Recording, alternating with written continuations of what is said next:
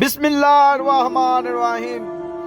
شروع اللہ کریم کے نام سے جو نہایت ہی مہربان اور رحم کرنے والے ہیں۔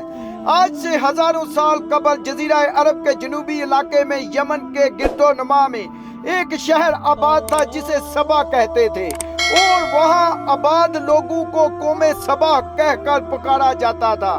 یہاں کے لوگ نہایت ہی نعمتوں اور رحمتوں میں تھے، اور ہر طرف لہتے فصلیں اور پھل درخت موجود تھے، مگر یہ قوم شرک میں مبتلا تھی اور سورج کی پوجا کیا کرتی تھی۔ جب وہاں کے بادشاہ شرجیل بن مالک کی موت ہوئی تو اس کی بیٹی بلقیس نے حکومت کی باغ دوڑ سنبھالی، اور بعض محققین نے لکھا ہے کہ بلقیس کے والدین میں سے ایک جنات میں سے تھے، اور اس نظریے کی کوئی واضح دلیل نہیں ملتی، بلکہ بلقیس ایک قابل عورت تھی جس نے یمن پر 9 سال نہایت ہی خوبصورتی سے حکومت کی تھی، اور بیشتر علاقوں میں جو تجارت ہوتی تھی وہ سبائیوں کے ہاتھ میں تھی۔ یہی وجہ تھی کہ یہ قوم نہایت ہی دولت مند تھی، مگر یہ وہ زمانہ تھا جب مشرق سے مغرب تک ایک عظیم بادشاہ کی طاقت ور حکومت اور جاؤ جلال کا ڈنکا بجتا تھا، جسے تاریخ میں حضرت سلیمان ابن داؤد کے نام سے جانا جاتا ہے۔ دوستو، حضرت سلیمان علیہ السلام کی حکومت دنیا کی تاریخ میں بیشتر ممالک میں تھی، جس کا دارالحکومت یروشلم تھا۔ آپ کو ہوا، جنات، چرند پرند اور جانوروں پر حکمرانی عطا کی گئی تھی۔ ایک دن کا واقعہ ہے کہ حضرت سلیمان علیہ السلام نے دربار لگایا تو جنوں، انس، جانور اور پرندے سب کے سب حاضر ہوئے، مگر ان کا چہیتا پرندہ ہدہد غائب تھا۔ آپ نے پوچھا ہدہد کہاں ہے، تو جب وہ نظر نہ آیا تو حضرت سلیمان نے فرمایا اگر وہ اپنی غیر حاضری کی کوئی مناسب وجہ نہ بتا سکا تو اسے ذبح کر دیا جائے گا۔ ابھی یہ گفتگو ہو ہی رہی تھی کہ ہدہد حاضر ہو گیا، اور پوچھا گیا کہ تم کہاں تھے، تو ہدہد نے بڑے احترام سے جواب دیا کہ اے اللہ کے پیغمبر، میں اڑتے اڑتے ایک ایسے ملک میں پہنچ گیا جہاں کے لوگ شرک میں مبتلا دیکھے، اور وہ لوگ آگ اور سورج کی پوجا کرتے تھے۔ ان کی ایک رانی ہے جسے وہ بلقیس کے نام سے پکارتے ہیں، وہ ایک بہت ہی بڑے تخت پر بیٹھ کر حکومت کرتی ہے۔ اس کے تخت میں قیمتی ہیرے جواہرات موجود ہیں، اور اس کے پاس تمام شاہی سامان و آرائش اور نمائش کی بھی موجود ہے۔ حضرت سلیمان علیہ السلام نے کہا کہ اگر تمہاری بات سچ ہے تو میرا ہاتھ اس ملکہ تک پہنچا دو تاکہ وہ شرک سے باز آ جائے اور اپنی حد پہچان لے، اور وہاں بیٹھ کر سنو کہ وہ کیا رد عمل اختیار کرتی ہے، اور پھر آ کر مجھے خبر دینا۔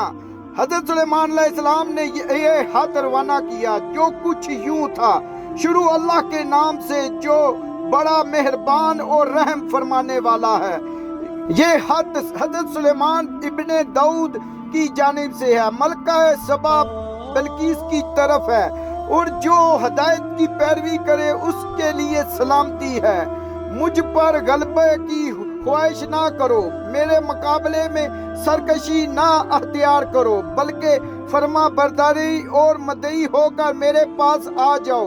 دوستو، یہ حد دراصل ملکہ سبا اور اس کی قوم کے لیے دعوت اسلام تھی، اور دوستو پھر یہ حد لے جا کر ہدہد نے ملکہ بلقیس کی گود میں گرا دیا۔ ملکہ کی دربار میں اس وقت 300 کے قریب سردار بیٹھے تھے۔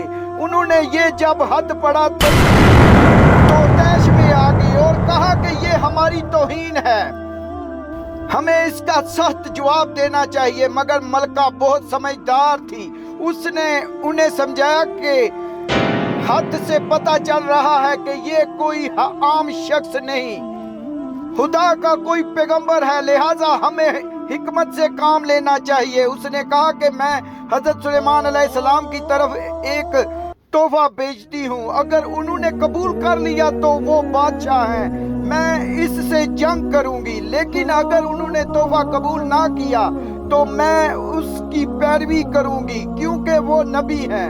हुदहुद ये सारी गुफ्तगू सुनकर हजरत सुलेमान अलैहिस्सलाम के पास आया और सारी बात बता दी। तो हजरत सुलेमान अलैहिस्सलाम ने जिन्नात को हुक्म दिया कि शहर में दाखिल होने वाले रास्ते पर सोने चांदी की ईंटों का फर्श बिछा दो। रास्ते के दोनों जानिब सोने के अजीबो हलकत जानवर खड़े कर दिए जाएं। वज़ारा और माल और सल्तनत के तमाम कुर्सियों को सोने का कर दिया जाए।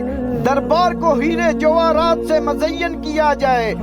और दोस्तों, उधर बल्कीस ने हजरत सुलेमान अलैहिस्सलाम के लिए तहाइफ रवाना कर दिए, जिनमें सोने की ईंटें, जवाहरात, गुलाम, कनीजे और मलका का एक हद भी था। जब ये तमाम तहाइफ लेकर कासद हजरत सुलेमान अलैहिस्सलाम के दरबार में पहुंचे और उन्होंने ये सब देखा तो शर्मिंदा हुए।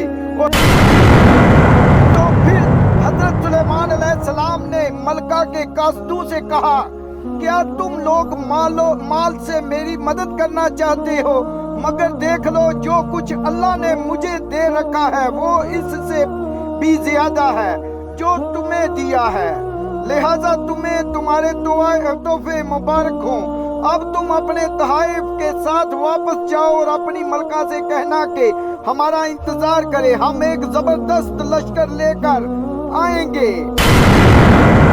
जब ये खबर मलका बल्कीस को पहुंची तो वो समझ गई कि वाकई ये अल्लाह के नबी हैं। लिहाजा इसने जंग की बजाय हजरत सुलेमान अलैहिस्सलाम के दरबार में हाजिर होकर अपनी अतात का यकीन दिलाने का फैसला किया। जब हजरत सुलेमान अलैहिस्सलाम तक ये पैगाम पहुंचा तो आपने अपने दरबारियों से कहा कि तुम में से कौन है जो उनके तहत मेरे पास उठा लाए। तो एक देव हैकल जिन ने कहा कि आपके दरबार को बर्खास्त होने से पहले मैं इसे ला सकता हूँ। मैं इस काम की पूरी कुव्वत रखता हूँ और अमानतदार भी हूँ। फिर एक और शख्स जिसके पास किताब का इल्म था, उसने कहा कि मैं ये तहत आपको आपकी पलक झपकने से कबल ही ला दूंगा। फिर हजरत सुलेमान अलैहिस्सलाम ने उस तहत को अपने पास रखा हुआ देखा तो पुकार उठे, ये मेरे परवरदिगार का फैसला है ताकि वो मुझे आजमाए कि मैं शुक्र करता हूँ या नाशुक्री। और जो शुक्र करता है तो उसका शुक्र उसको अपने ही लिए मुफीद है, और अगर कोई नाशुक्री करे तो मेरा परवरदिगार भी बहुत बेनियाज है और अपनी जात में बुजुर्ग व बरतर है। प्यारे दोस्तों, मुफस्सिरीन के मुताबिक वो शख्स हजरत सुलेमान अलैहिस्सलाम का कोई दोस्त था जिसका नाम आसफ इब्ने बरिया था बताया जाता है, और बाद ने लिखा है कि वो आपका हालाजाद भाई था। प्यारे दोस्तों, कहा जाता है कि उस तख्त की लंबाई 80 हाथ, अर्ध 40 हाथ और ऊंचाई 30 हाथ थी। इसमें मोती, सुरह, यकूत, सब्ज जुड़े हुए थे। हजरत सुलेमान अलैहिस्सलाम ने इस तहत में रद्दो बदल कर दिया और इसे पहले से भी ज्यादा बेहतर बना दिया। जब मलका बल्कीस हजरत सुलेमान अलैहिस्सलाम के दरबार में हाजिर हुई तो आपने पूछा कि क्या तुम्हारा तहत भी इसी तरह का है? उसने कहा कि ये तो गोया हूँ बहू वही है, और हमें तो पहले ही मालूम हो गया था कि और हम फर्मा बरदार हो चुके हैं। बल्कि उसके आने से पहले हजरत सुलेमान अलैहिस्सलाम ने ऐसी इमारत बनाने का हुक्म दिया जिसका फर्श शीशे का हो, नीचे पानी जारी हो और पानी में मछलियां और दूसरे आबी जानवर हो। हजरत सुलेमान अलैहिस्सलाम ने इस इमारत में अपने शाही तख्तों पर जलवा फरोज थे और शीशे के नीचे से पानी अपनी पूरी आबोताब से बह रहा था।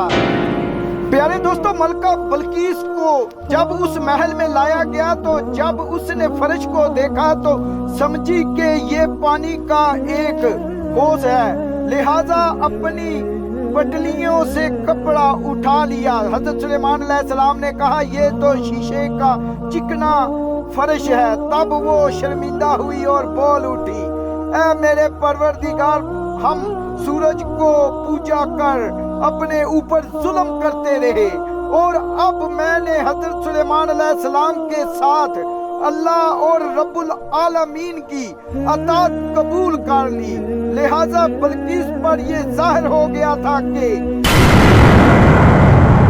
کہ جس طرح وہ شیشے کے صحن کو پانی کا لہریں مارنے والا گہرا کوس سمجھ بیٹھی، اسی طرح اس نے اس کی قوم نے سورج کی چمک اور دمک کو دیکھ کر اسے محبوب اور خدا بنا بیٹھے۔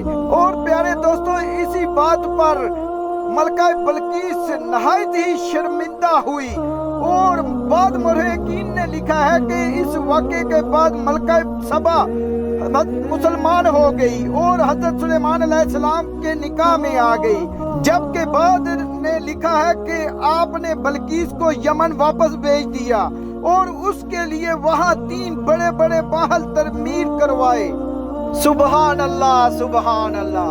بے شک دوستو، وہی پاک ذات ہے جو کن فیکون کی مالک ہے، اور اللہ پاک ہم سب کو دنیا اور آخرت میں کامیابی عطا فرمائے اور برائیوں سے دور رہنے کی توفیق عطا فرمائے، آمین یا رب العالمین۔ اور دوستو، اگر میری یہ ویڈیو اچھی لگی ہو تو پلیز لائک، شیئر، سبسکرائب ضرور کرنا۔ Thank you.